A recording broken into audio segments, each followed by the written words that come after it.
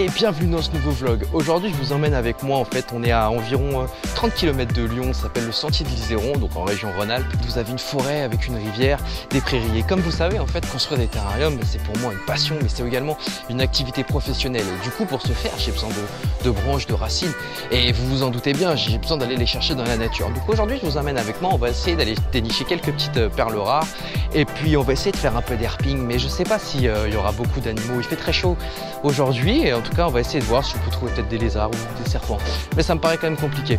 En tout cas on va essayer de voir si on peut, comme je vous ai dit, trouver des racines, et puis voilà. Et vous savez aussi, pour le... j'ai un Morelia viridis, vous m'avez demandé pourquoi est-ce qu'on ne le voyait pas, et j'étais pas très satisfait du terrarium en fait que je lui ai fait. C'est pour ça qu'on va essayer de trouver quelques racines et quelques branches pour refaire son terrarium. D'ailleurs si vous voulez suivre son évolution, n'hésitez pas à me suivre directement sur Instagram juste ici, et comme ça vous verrez l'évolution du terrarium en temps réel.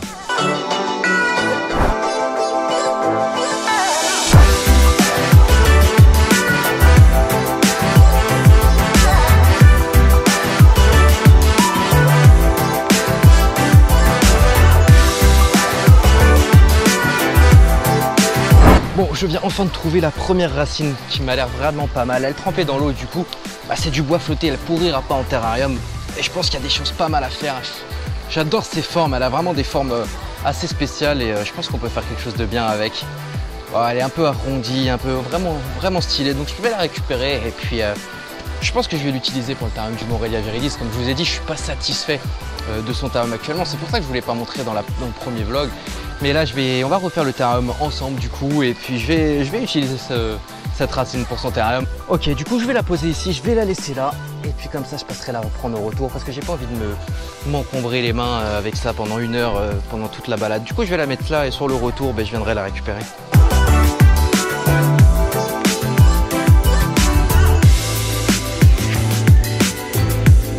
Toutes les sauterelles et les criquets qui sautent dans tous les sens. J'aurais pu prendre une boîte ou quelque chose, juste une bouteille pour pouvoir les ramener pour le Chlamydosaurus kingi. J'aurais ramené une boîte entière de sauterelles, il aurait bien été content.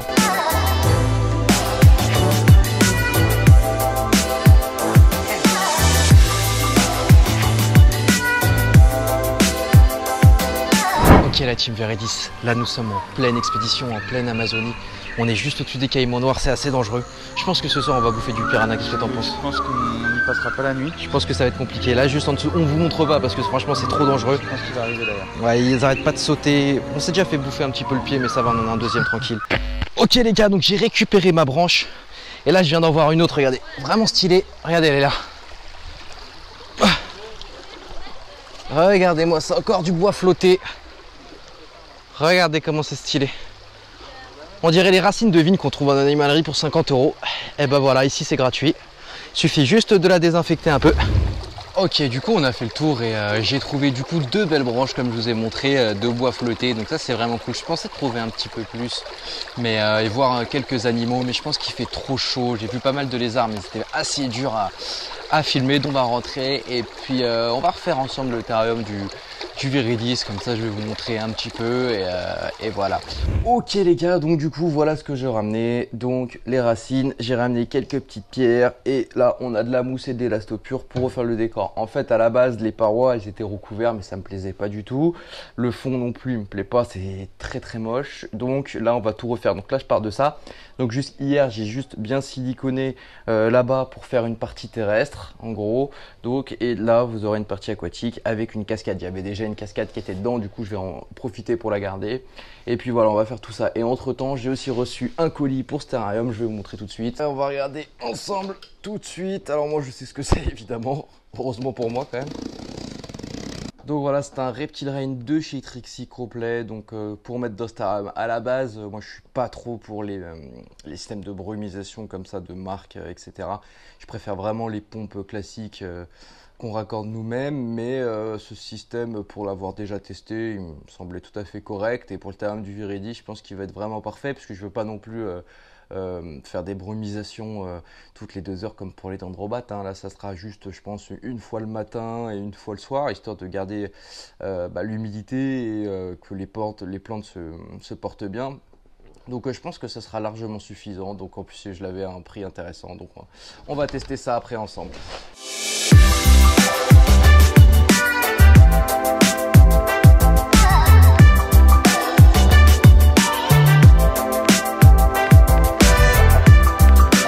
Ok les gens, du coup là j'ai fini le résinage et là je suis en voiture, je vais à Botanique, j'ai besoin de faire une petite course, il me faut des billes d'argile pour la partie terrestre et du sable pour la partie aquatique et aussi une plante pour ma partie terrestre. Donc voilà, du coup j'ai fini le résinage comme je vous ai dit, je vous ai pas montré hein, histoire de faire un petit peu de suspense, je vous le montre dès que j'en reviens. Donc là on va faire la course et puis après je vous montre ce que ça donne. Allez c'est parti.